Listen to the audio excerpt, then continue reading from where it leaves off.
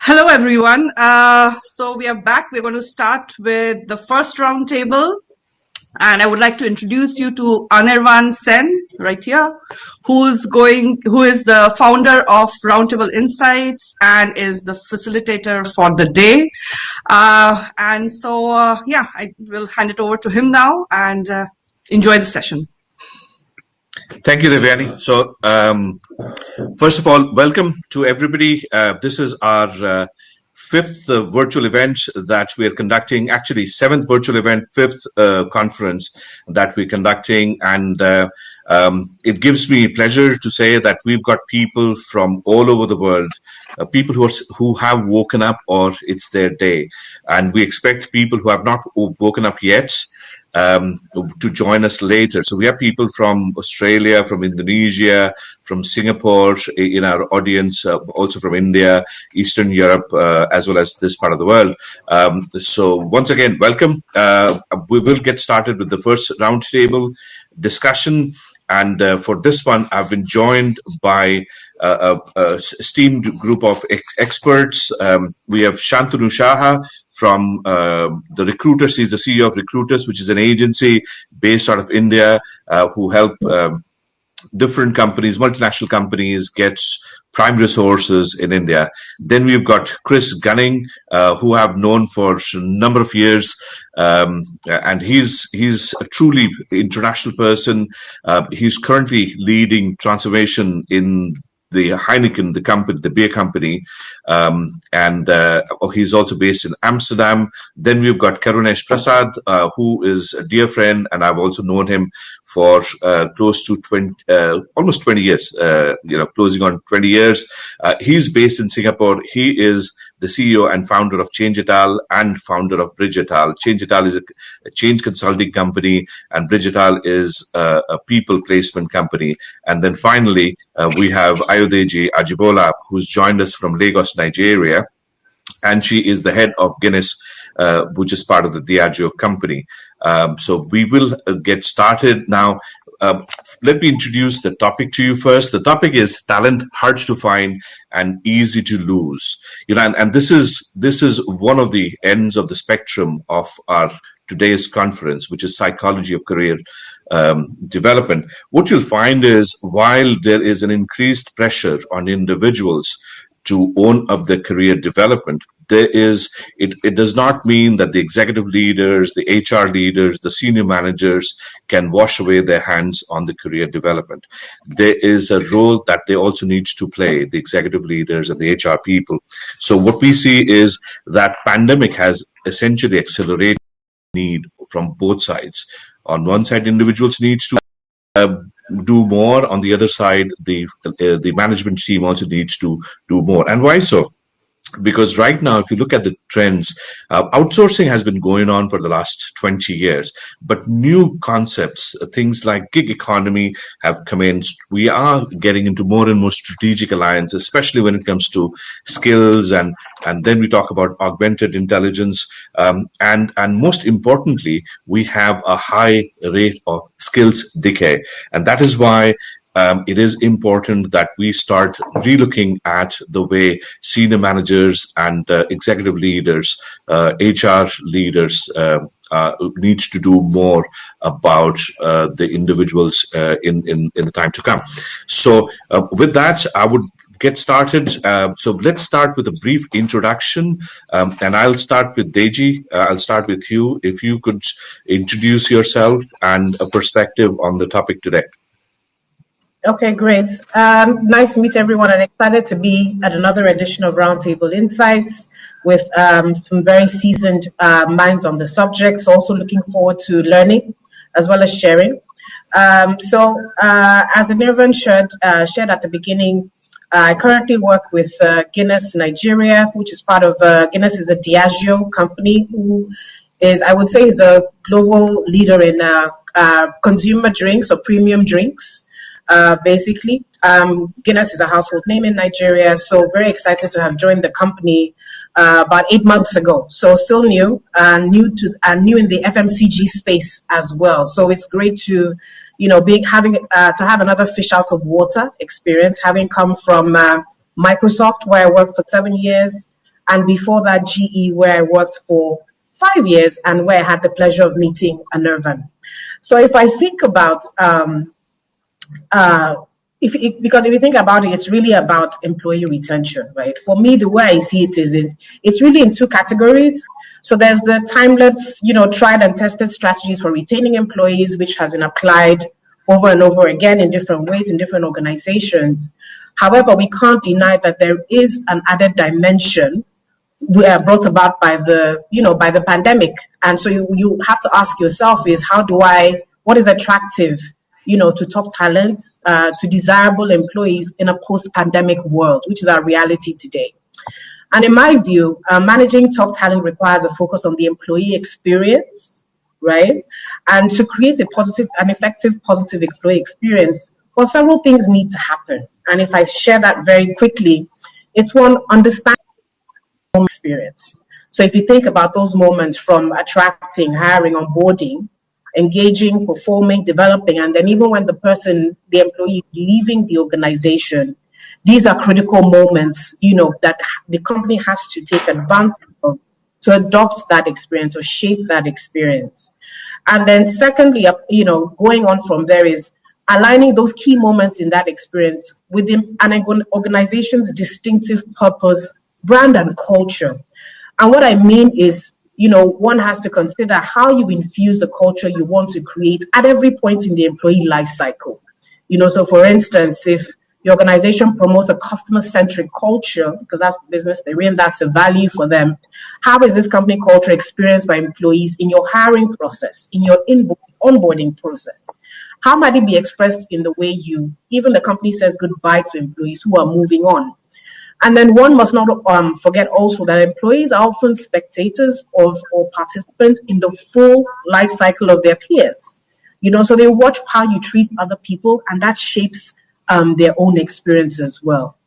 So going on from the process of identifying those key moments and aligning them to the culture and to the company's purpose, you also have to measure those moments, right? So ensuring your organization has ways to measure each of those moments, establishing a benchmark that is relevant to your organization, and identifying gaps and opportunities for growth.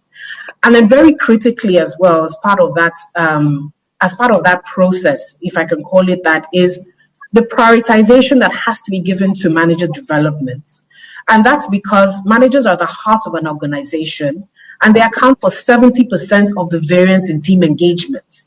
Specifically because the most critical parts of the employee's life cycle, that I referred to earlier, which is specifically engaging or employee engagement, employee performance, development of talent, are in the hands of the managers. So if you think about it, they're really custodians, that experience in a way.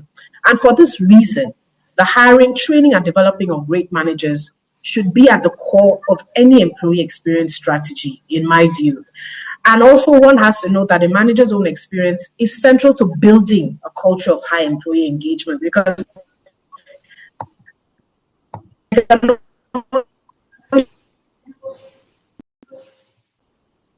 build based on what they themselves. So I guess there's a bit of a lag with Deji's connection. So I guess we'll come back to that. Deji, come back. I guess she's lost the connection. She mentioned about being fish out of water because she's just about 8 months in her job, and she did pick up some very, very important points around customer retention, those moments, those experience moments of employees along the journey. Chris, I guess you and I, we probably could say we drink like fish. With that, let's get your perspective on the topic of discussion today. Yeah, absolutely. I'll do a short introduction as well, I think, as well. Just, very proud and happy to be here today with such a global audience. I mean, talking at the round tables just before this with guys from all corners of the world. Look, my name's Chris Gunning. I'm new to Heineken. I've only been in the role about 12 months as well. But I've been very much involved in the world of shared services, outsourcing, finance transformation, BPO for the last 20 years. I'm actually a chartered accountant, originally from Ireland. I was joking with Arnavan as well, drinking like a fish. Normally the morning after St. Patrick's Day, you'd never catch me here at 10 o'clock. But I guess with the unusual pandemic situation, there wasn't as much Guinness or Murphy's drunk yesterday across the world as ever. Look, I'm hoping to bring a different experience today to the conversation. I'm very esteemed and honoured to be around here with all these HR professionals and coaches and leaders. I'm actually coming from a finance background. I'm a chartered accountant. But I think early on in my career, I realized I didn't want to be sort of pushed into that sort of narrow bean counter type controlling type of role. Don't get me wrong, we absolutely need those roles, but I was very much, passionate about the world of leadership and fell into the world of shared services. I've tracked my career across technology companies with Unisys, telco companies with Vion, automobile and manufacturing. I see we have a great contingent from India today. So I work with Apollo Tires, a great automobile company, and currently with Heineken. I think one of the things that we need to be mindful of as leaders, is continuing as leaders. One of our roles is to develop and to develop talent, something I've been very passionate about through my career. But I also think as the world is changing and we're starting to see more Gen Xers, more millennials coming into the workplace, I'm hoping through the conversation that we have today and some of the Q&A, Arnavan, we can go into a little bit of depth of what we need to do to change ourselves as leaders to really create an environment that will engage and develop this new young talent. I've been lucky enough in Heineken to work with an international graduate, I guess. He would call himself a Gen Zer. And it's been great as we've learned together how to work with each other. And I guess I have a Gen Zer at home. So a world of new languages, attention spans, ability to connect will be important how we develop going forward. So I'll leave this to come back to in the conversation, Arnavan, and we'll I guess have Karanesh and Shantanu introduce themselves first of all.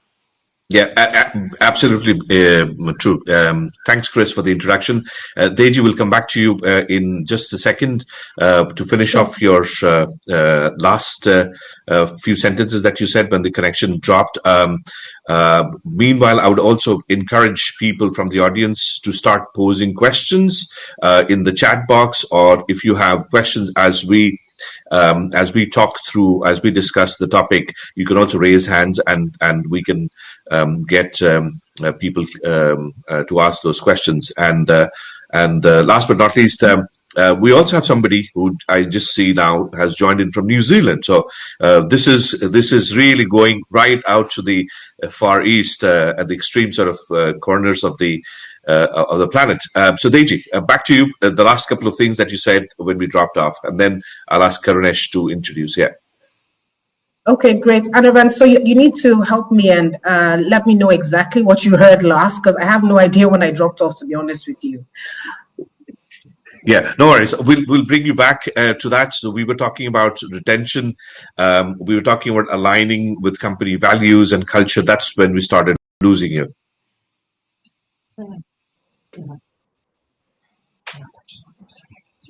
Yeah, so Okay. basically I was trying to, can you hear me? Yes. Yeah. Okay. No, so basically I was just trying to say that, and I'll summarize now to say that basically they're your tried and tested and timeless strategies for employee retention, which has worked over the years and which continues to be modified, but also strategies that have come into play, in a post-pandemic world, right? And the pandemic has caused people to reprioritize what is important to them and really focus on things that are, within their control. Yeah. So one of those things, which is really pretty much the most obvious, is remote work. And with, surveys have shown that people would rather continue to have remote working as a preferred way of working. And some have even gone further to say that they would rather have that as the norm as opposed to the exception, as it were. And therefore companies that have flexible working arrangements as a way of working permanently going forward will have an edge over companies, that don't. And then another thing to add to that is that at the core of whatever strategy a company has to be a positive and effective employee experience, right?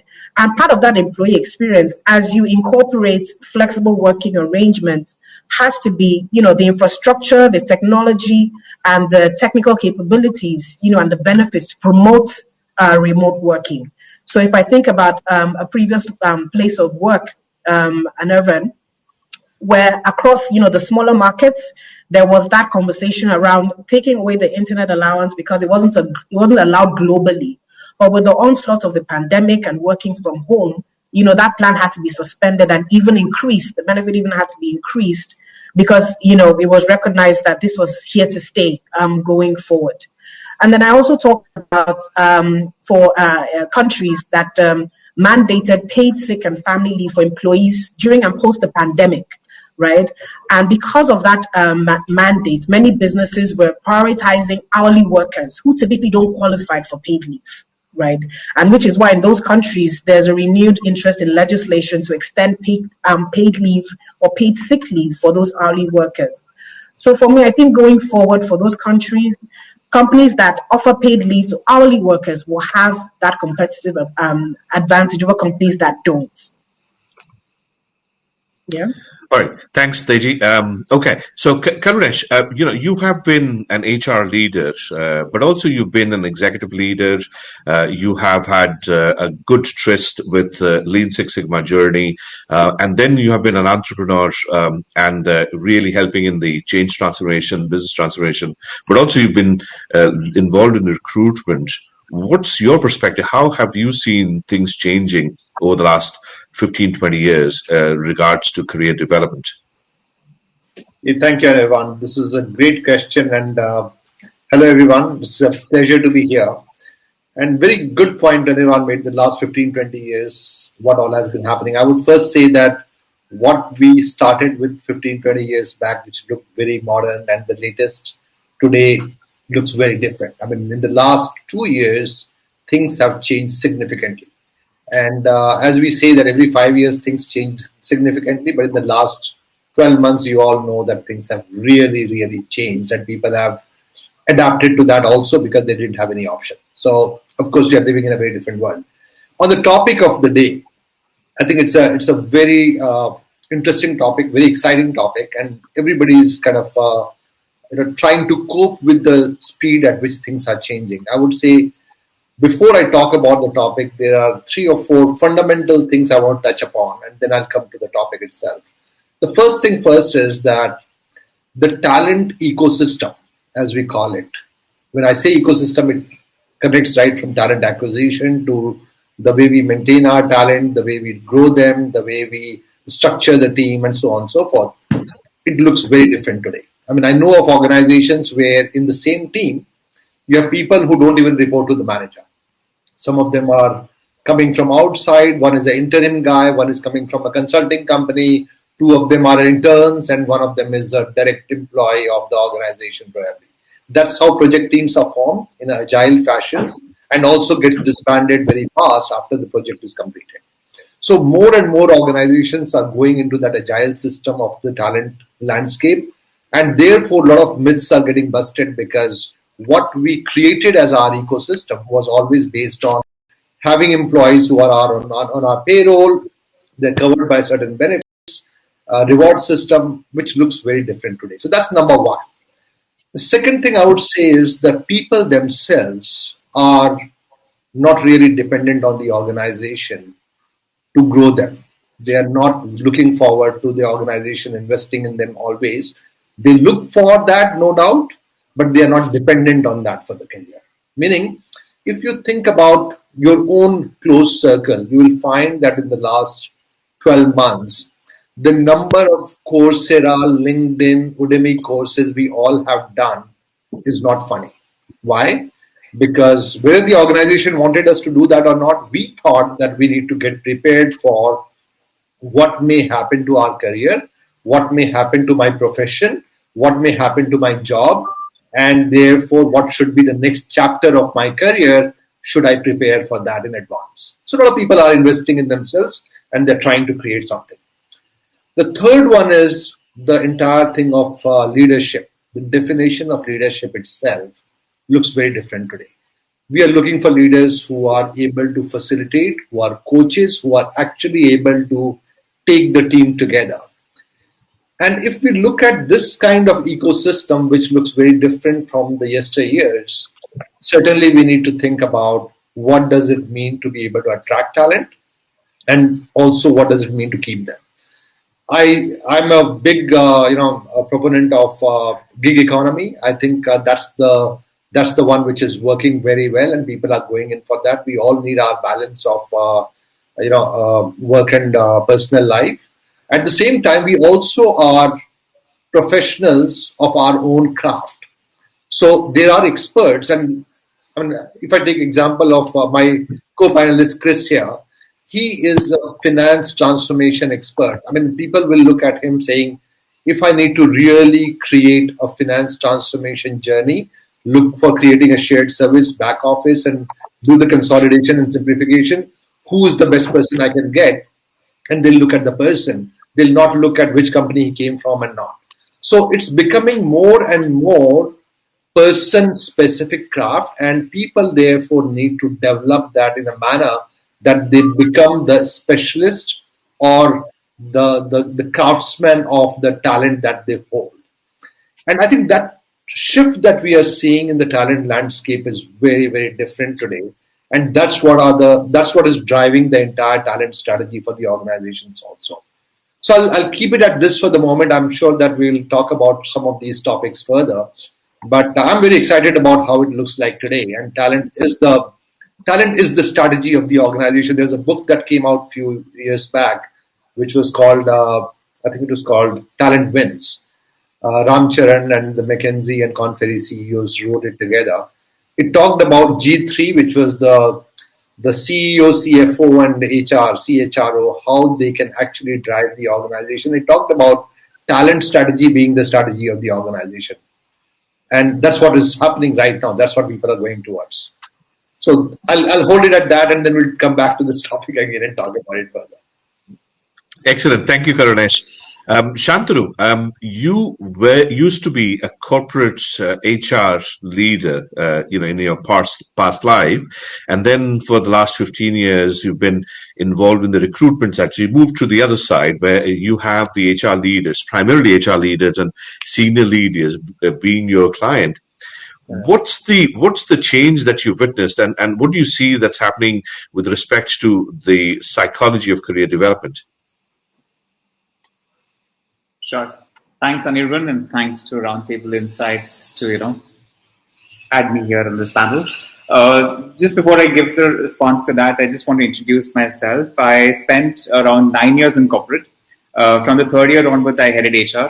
I was in Asia Brown Boveri, ABB, a Fortune 500 company. I was in a hospitality industry in Oberoi Hotels, and I was in the outsourcing industry with Daksh, where I hired almost 1,500 people in 6 months in 2001 in India, in Gurgaon. And last, I was vice president HR with another outsourcing company.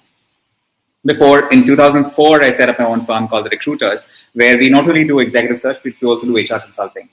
What I have noticed, of course, the tables have turned in the sense that now I deal with this HR heads, and earlier I used to deal with vendors who would, help us in hiring. In fact, the first 6 years of my career, I was not really involved in hiring. I was mostly involved in industrial relations. I was in manufacturing sector, so it was mostly dealing with the unions and things like that. And then the hiring thing came up, and I think once the outsourcing thing came up, IT revolution came up, India really opened up as far as hiring is concerned. So that was an opportunity which I took and started this sector, joined this sector with my own firm. What I have realized is that things are no longer anywhere close to what they were when I started my career in 1995. The disruptions that are happening in the industry are phenomenal. People have to really, really adjust to that. Everybody is at sea, but they are managing. As far as talent is concerned, if I talk about the topic of today's day, what is happening is why it's hard to find is because the technology is changing primarily. What people go and study and come out of college, by the time they come out of their universities, what the corporate requirements are different.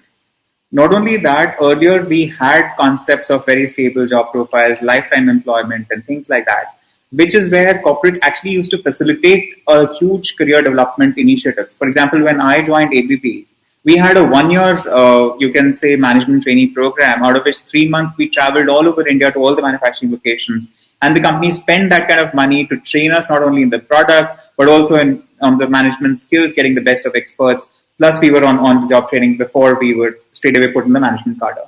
Today, no company is going to spend that kind of money because the lifespan of majority of these people is not going to be more than, say, 2 to 3 years. And from the candidates or the employees' point of view, what happens is it's a very fast-paced environment. They are also constantly upskilling themselves on their own. Again, that Stephen Covey said, "Sharpen the saw." It is today actually happening. So, earlier in our time, we were dependent on the organization to train us. We did not have the internet, or, even when we had the internet, the organizations mostly, took the initiative of training. Today, I notice that most of the people, they do not wait that, okay, this is something which will help me in career growth. They feel that I will be more productive in my job. And that is why they, enroll for training programs, and they do it themselves online, whether it is paid, unpaid. There are lots of free courseware available online. So that is definitely facilitated.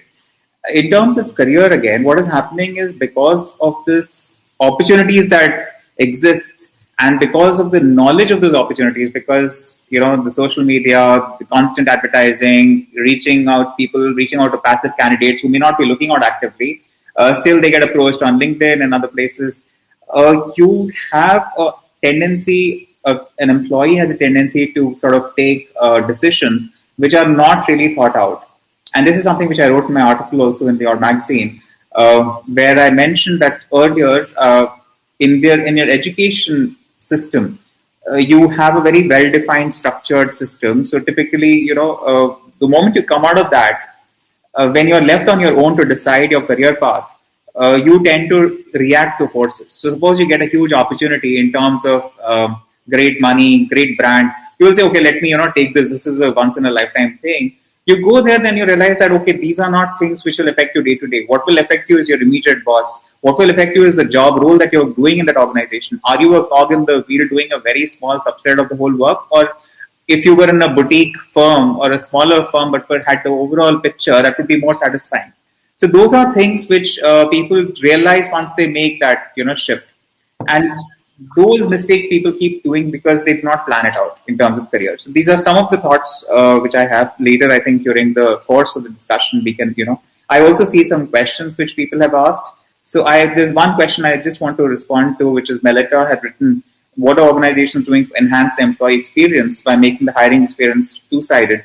Being a hiring person, what I've talked about this, and a lot of organizations do it also. One of the first lessons we learned is make the hiring experience such that it is a brand building exercise. And, every person, whether you hire them or not, is a brand ambassador of your firm. So what can be done, and a lot of times what happens, especially with startups, is you may have great talent that comes through the door for an interview, but you can't afford them at that point in time, or you do not have a vacancy at that point in time. But you can start engaging, and people are doing that because through newsletters, by adding them to their Instagram and LinkedIn company pages, you stay in touch with those candidates, keep them informed about what the company is doing, and then at an appropriate time, you reach out to them saying that so the person already has been following the company for, say, a year or two, and is much more receptive and open to being absorbed. So that is something which I want to answer. And maybe if I build upon that, Shantanu, in terms of the experience to attract the talent, that's important. I think to retain and develop the talent, I think we're all going to have to delve into new tools within our toolkit as well going forward. When I look at the younger generation coming through, I don't think functional skills are no longer enough. Traditionally, you might have come into a finance career and done your 2 years in audit and 2 years in controlling and 2 years.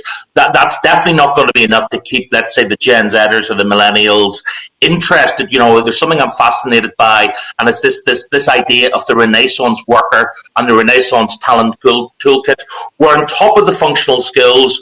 We as organizations and corporates have got to be looking to skill up the talent of the future with things like design thinking, with innovation, with creativity, with leadership skills, focus on the social media, focus on the digital footprint, get them to understand robotics. So I think, we're moving to a world where, it's going to be much wider and deeper than it was before, where our leaders of the future were purely focused on the functional skills. So, and maybe as a learning to some of the younger members of the audience, and I see we have some students who've joined us today. Be curious. There's a wealth of information out there. Don't wait for your organizations to give you some clunky in-house training. Go out there and be curious with LinkedIn. Start to build your network. Join conferences like this. Speak at the next events. I'm sure Anirvan and Babjani would be happy to hear from you and have those different perspectives. Really build your network, not just within an organization, but outside the organization as well, to give you that really diverse view of what's going on. And, education doesn't stop at university.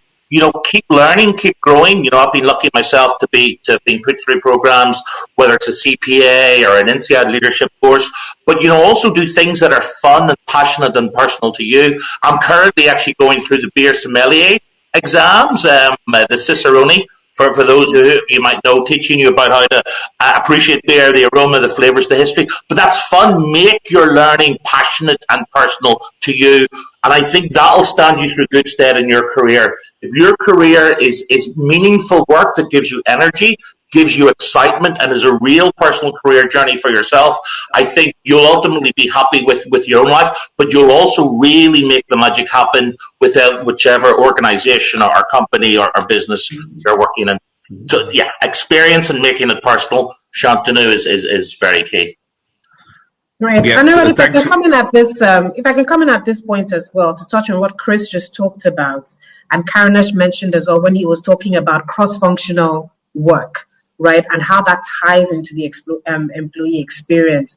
I think for me that's the modern day component of employee experience, right? Where it's not just your traditional line. I come in as a finance person. All the training development I receive is typically in the finance line. There is now that opportunity that companies can create to have cross-functional work. And it was something we do in Guinness today once the, pandemic hit, and we had, clusters of functions that were more dormant. Let me put it that way, because, their work was tied very closely to a physical office versus, functions that had to actively keep working, whether the office, was open or not. So we said, how do we spread the work and at the same time give people the opportunity to gain experience, to work on projects, on topics, on issues in the organization that they ordinarily in their line of work wouldn't have the opportunity to do. And that just unlocked engagement on another level completely. So it was really not about, okay, finance, it's only finance stuff I can sign up for. We just threw it open, to have these work streams where that consisted of, the functional expert, but also people from other functions as well, other streams that could also join those work streams and add and gain experience that they could add to their CV, add to their profiles, as well, and also help them unlock their interest in other things that they, before now probably didn't have access to as well. And I think that's on the employee side. And also on the employer side, I think companies have to start to learn, if they haven't already, to place bets on non-traditional talents, right? If we really think about cross-functional work streams and, what it's trying to create. It's trying to create that fluidity, that agility. That agility has also to be shown from the employer side, where you hire someone, for example, I had one or two roles in my function that were open, and I had a finance person sign up, and I said, interesting background.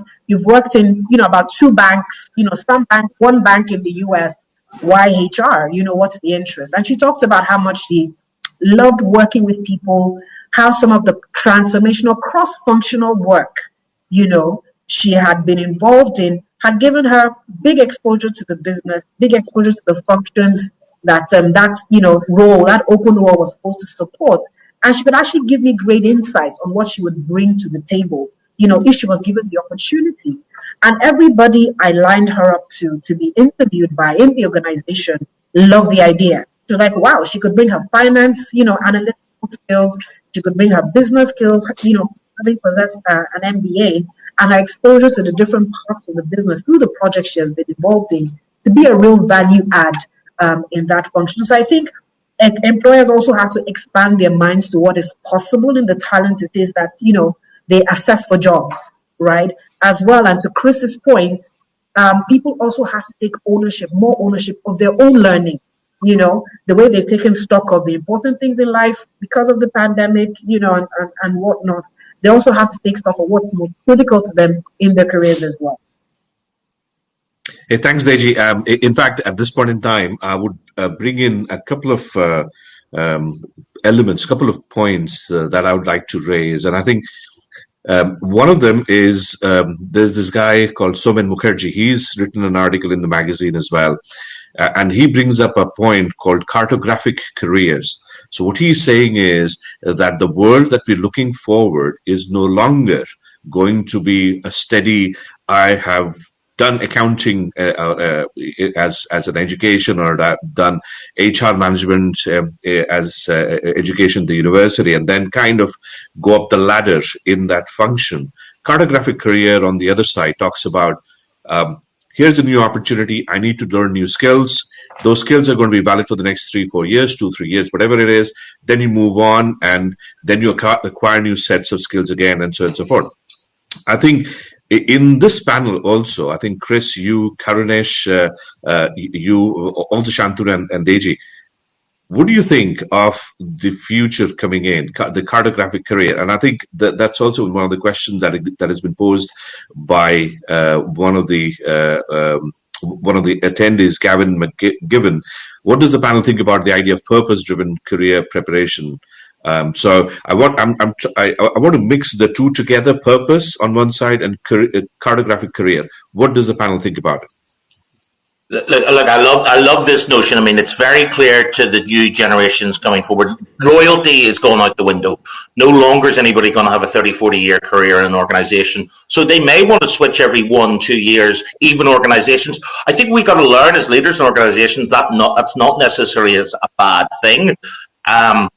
Because again, if they leave, we can bring fresh ideas, fresh outside-in perspectives, fresh talent into the organization that may only be there for 1 or 2 years, but again, that will recycle quickly. Many of us have grown up in the world of BPO and offshoring and outsourcing, where traditionally we see, attrition and turnover rates of 30-40%. That's not necessarily a bad thing. You can continue to bring in new talent, fresh ideas and perspective. So look, this whole idea, and there's no way I can pronounce it, Suman's much better at his English than me, a cartographic career.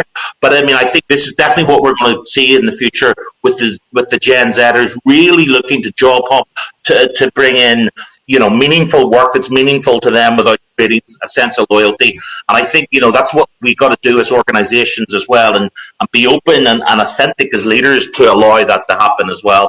Not get so hung up on, we mustn't let go of this talent. It can be a good thing. Maybe Shantanu or Karunesh? So I agree with this. In fact, one thing what happens is we tend to be put in silos. So if I have done human resource, I can only do human resource. And that is not true. We are all very versatile people, and this whole career thing is not just about the corporate sector, but it is actually equally valid for, say, somebody in performing arts and other areas. So everybody can do their own SWOT. They can see what are the opportunities in the market and what is aligned to what their strengths are or their interests are. And wherever they do anything which is in line with their interests, they will definitely excel. What I've realized is that we in the BPO sector, Chris, you would know, we used to have a lot of IJPs. We used to have people move in from operations to, say, human resource or training or anything which is completely different from what they were initially doing. And people excelled at it. In fact, today I have cases whom I hired in operations. They moved to human resource or vice president HR. And similarly, I, for example, am also a mentor to angel investing networks, and I talk about startups and what kind of funding. So I raise funding for startups, and there we are talking about a business plan, how to structure the business plan when you present to investors and things like that. So this is same for everybody. Everybody is versatile. Human beings are by nature versatile. It is just we have had to put them in silos in the past. Going forward, I think those silos are going to break. In fact, earlier, probably even 20 years back, I used to see resumes which used to come from, say, US, and somebody would be a motorcycle mechanic one time and be in corporate, a finance role or something, and then change. And I used to wonder, my God, how is that possible? But today I see that it's really, really possible. Yes. So that's the thing. Over to Yeah, Deji. yes, so if I can come in here, I think that speaks to what you just described, and talks to the fluidity and agility that I referred to earlier that has to exist in organizations today, right, to encourage retention. So I think part of that approach has to, first of all, it's almost like if you think about the employer or the organization as a human being, it's like, for me, I would say to that organization, get over it. People are no longer loyal to organizations, as an entity in itself. They're loyal to their purpose. They're loyal to their aspirations. That's what they're loyal to.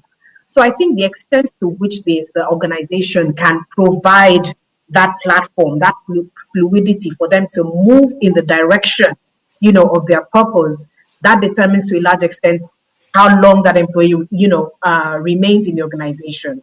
So yes, it's here to stay. Average tenure today is 2-3 years. At the same time, it's still very painful for organizations to invest, what they have in an employee who is going to be here for only 2-3 years, right? So you have to ask yourself as an organization, how do I keep people here for as long as possible?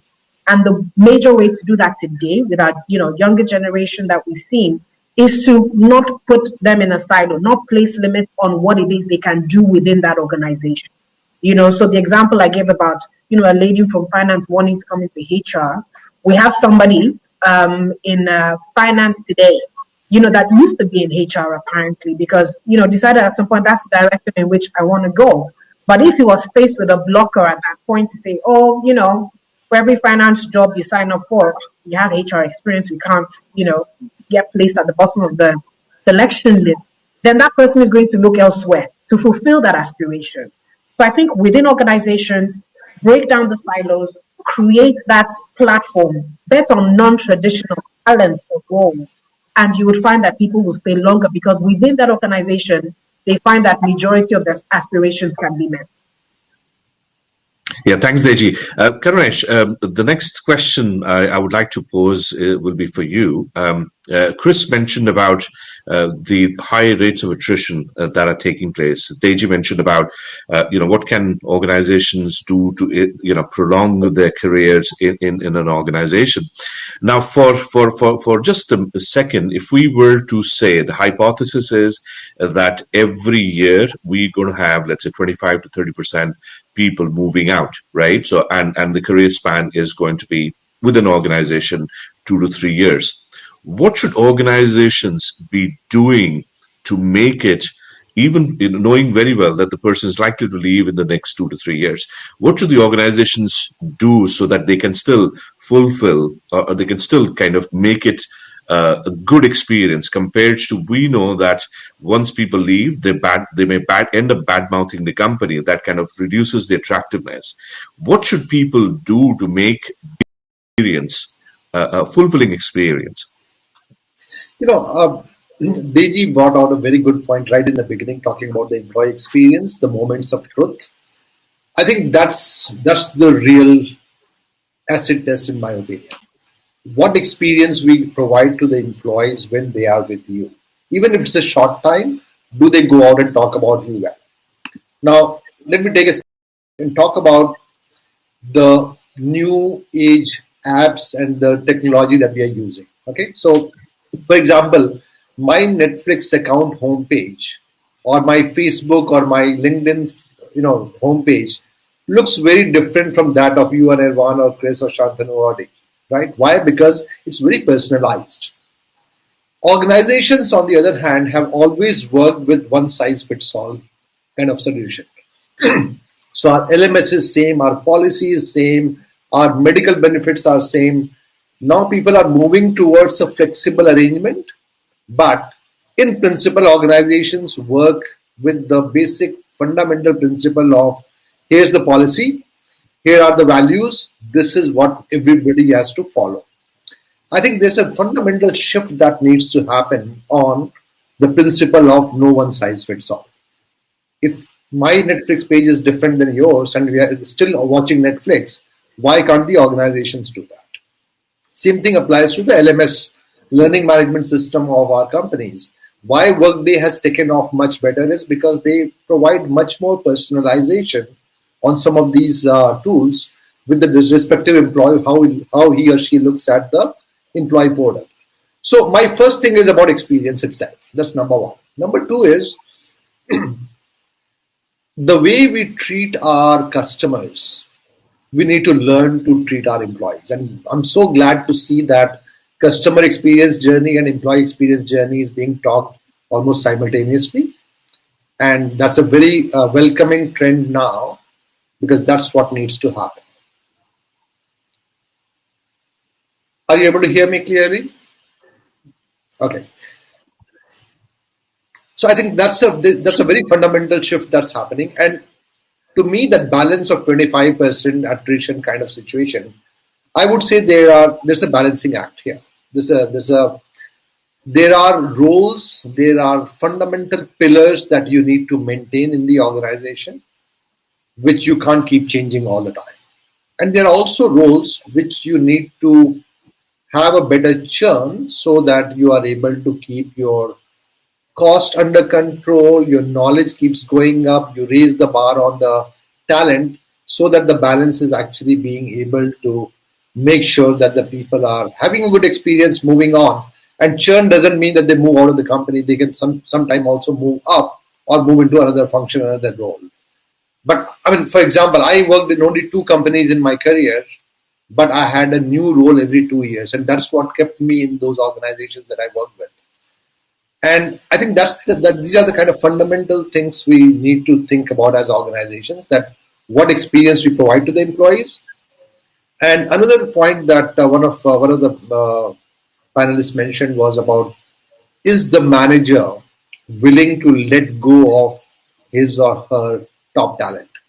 I think to me that's a very big question about the leadership itself, whether it's internal shift or external. If we are able to keep the talent happy about or coach them about their real career growth instead of holding on to them, they will be much happier, because they say that, if you love them, if you love someone, let them go. And if they love you, they'll come back to you. That's what is leadership all about. I mean, if you really have good intentions for the employee, allow them to take their decision. They'll make the right call, but give them the perspective to make that right call. If you're developing them, if you're connecting them well, they'll make the right call. So these are some of my takes on this topic. Yeah, I think excellent points, Karunesh. And in fact, I love the paraphrasing, a very classic Bollywood kind of expression there. If you love them, let them go. And I've been warned by the production team here, we have roughly about 10 more minutes. Let's take some questions. So one of the questions that was asked earlier was from Devjani Guha. How are project managers inside organizations coping up with the concept of remote working or hiring gig workers? Job seekers are still not getting global opportunities of remote working. Somewhere there is a mind block. Any views on that, please? Look, it's something I'm hugely passionate about, Arnavan. I actually think to make a truly well-rounded leader, and ultimately then an employee and a future leader, human interaction and human connection is important. There's only so much that we can do virtual, and of course, virtual will always work. Many of us have worked globally and remotely for many years.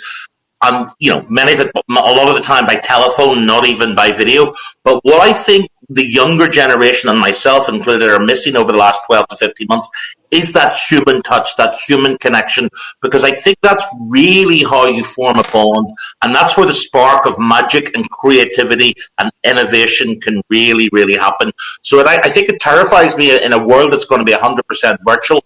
I think we're all doomed as leaders and talent going forward, because I think to be able to create the global leadership of the future, it's really, even if it's only meeting your team once or twice a year, when I used to go and visit my shared service center in Sydney and my shared shared service centre in Rio or Sao Paulo. It was only once or twice a year, but that's when you make the human bonds and connections. So I think as the world opens up again, I think it's important there's all to try and facilitate as mentors and coaches, as leaders, is to try and get some of that global connection, international traveling and face to face back in place. I don't know what the other guys think. Yeah, Shantanu, any reflection on what Chris just mentioned? Yes, I mean, I do agree that, even we can never be 100% virtual.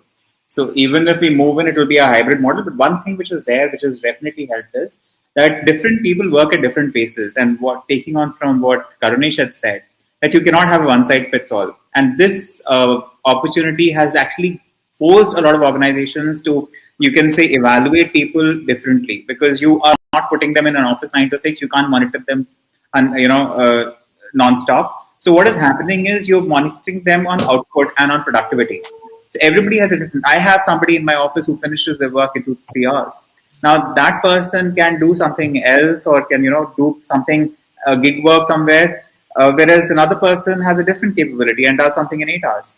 So, but when we go to an office environment, they used to be spending the exact 8 to 9 hours. So which is the positive thing about this whole COVID situation and working virtually has been that you've tried to codify matrices even for staff functions apart from line functions, and that once you start doing, and if you make it very very transparent, then most of the employees tend to be happy, because they all want to know how they're performing, and if they can calculate the matrices themselves, then everybody tends to do better. Is my sense. Thanks, Shantanu. Deji, a question for you. Netflix CEO Reed Hastings has talked about a talent density in his book, No Rules Rules. Considering the current talent market situation, and especially with the influx of millennials and Gen Z, what should organizations do to achieve high talent density? I mean, we've touched on it at different points in the discussion, Nervan, where in terms of redefining what the employee experience, or what a positive employee experience is, right? Because typically for some companies they associate that term with giving employees everything they want, right? And that's, number one, impossible, and two, not the case. So what I always say to leaders, to managers, is you don't have to pay more money, you just have to pay attention. Right? So paying attention in terms of what is important to our younger generation. What are the things that attract them to an organization? What are the things it is that they look for? So we talked about flexible working. I think that's been a bit overflogged, but also looking at, okay, what experiences can we provide employees? So if I think about one of the things that have been called out as a major attraction point for my organization, having done surveys of new joiners, it's really the focus we've placed on talent mobility. The fact that we have a long list of people who have moved around across countries in the organization. So for anyone coming in, they know that, okay, just because I'm coming into a role in Lagos, Nigeria, doesn't mean, 2 years from now, this is where I'm going to be. And for some companies, that's more difficult. If I compare where I was coming from versus where I am today, where I was coming from, if we're changing countries, that's because you went to the sites like every other external candidate, you found a job, you applied, but the advantage you had as an internal was you could get your manager to, get your manager's buy-in and to put in a good word for you. But basically you had to facilitate that mobility yourself, versus an organization where it's part of their talent development growth process, right? To move people around and expose them to different markets and different functions as well. So it's really to take cognizance of that and incorporate that as a new definition of employee experience as well. Engagement is big. So Chris talked about, we've lost a lot of that human touch, because of, our remote, should I say, circumstance. Like if I think about me, I've never been to my office. I've been there for almost a year. Never been to the office, never met majority of my employees, right? So how do you as an organization take advantage of the, conferencing or technology that you have to try and close that engagement gap, right? Or try and build that culture. And you'd find you have to make almost double the effort as you would normally, because that human touch is not there as much as it used to be. So it's really paying attention, compensation is usually like the third or fourth thing on the priority list for most people, and just really keeping your ear down and finding out from our Gen Zs or general and across, but not just Gen Zs, to say what are they looking for, right? What's important to them, and how can we incorporate these things into our culture and our ways of working. Excellent. Thanks, Deji. I'll just read out one of the comments. This is from Marita Long. My workplace has been virtual for 12 months now. One key thing is missing is those informal water cooler or elevator chats that build rapport and trust. In virtual working, all meetings are so structured. No time is allocated for these chats. Any 30-second reflection from anybody from the panel? If I can share. Sorry, ahead. Karinash. Go Sorry ahead. about that. Yeah, because I have, should I say, live examples, right? Being still being a newbie where I am. One thing I think the team has been able to do very well, and I can brag on their behalf because it's not my team running it, is they have tried to make up for that lack of physical connection by doing pretty much everything on Zoom. Silly things, literally dress up parties, hangout sessions. Apart from the typical Zoom meetings, okay, what else can we do? Parties with themes, right? Where everybody just talks about each other's costume and just has conversations. So we also noticed that one thing that was missing was that, interaction with the executive leadership and the rest of the organization without everybody being at home. The gap is even wider than it typically is, in the organization. So we had to set up sessions where we just ask the GLT, the leadership, ask them questions about the organization, about their personal stories, their career journey as well. So you'd find you'd have to make up for a lot of these things, and not just, it can't be that every time you're logging into Zoom, it's because it's for a structured meeting or it's for a project, conversation. So it's really also using your technology to do informal things as well, so that, you can create that fun that you've missed, not having that physical interaction. Karesh, you wanted to reflect on that? I think Deji covered it very well. I think that's exactly what I was trying to talk about. One example of a company which is doing exactly the same thing. I'm helping one of my clients right now with the new way of working strategy. And we talked about many of the same ideas that Deji is mentioning. So exactly spot on. Okay, excellent. Karunesh, there was one question that was on your on the item that you mentioned about when you see employees that don't fit with the values of the company. Is there a risk when the employees don't fit with the values of the company? It's a simple no-go. It's a simple no-go unless the organization is deliberately trying to bring in diversity by hiring people with different thought process. Because it's a two-way process. One is the culture fit and the values fit. If the organization's culture doesn't match with mine, I should not even think about joining that company. In principle, that's the thumb rule. But sometimes the organizations want to bring in very different type of talent because they want diversity. They want differing thoughts to come into the organization table where somebody can challenge. The only thing I'll caution to the organization or the HR leaders in that situation is don't bring one person. Bring critical mass at least to be able to make sure that these people are able to survive there. That's all. Yeah, I think that's a great point, Karunesh. And I think, I was just looking at the clock. We have now come to the end of the session. Any last thoughts from anybody with 30 seconds? Please go ahead. Any final thoughts any one of you want to share? Be curious, build your digital footprint, and keep learning. Develop the growth mindset. Have a fun. Excellent. I think that's a great way of ending this session. This is a topic that we could probably talk for hours, but time's limited. And but at the same time, we would like to say this was a great discussion, great insights. Also looked at the audience, the questions they've asked, the comments they've made. When we as organizers see this, it makes us happy. So with that, I would like to thank our esteemed panelists, Shantanu Shaha, Chris Gunning, Karunesh Prasad, and Ayodeji Ajibola to join us. Thank you so much. Thank you. Thank you. Thank you. Bye. Thank you. And now I'm going to introduce the next topic.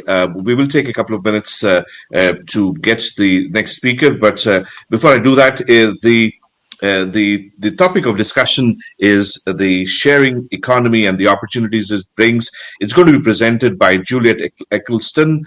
She's the CEO and founder of Any Good, a platform where diverse network of professionals recommend other professionals for roles. I think this is a new theme that we saw and which kind of made us excited on the topic, which is where you have a platform where people are recommending each other to potential roles, potential jobs. Julie's background has been she has been in the corporate world for the last 20 years, and then she launched Any Good question mark in 2017 and utilizes networks. So with that, I would like to call upon Juliet Eccleston to join us for the next session.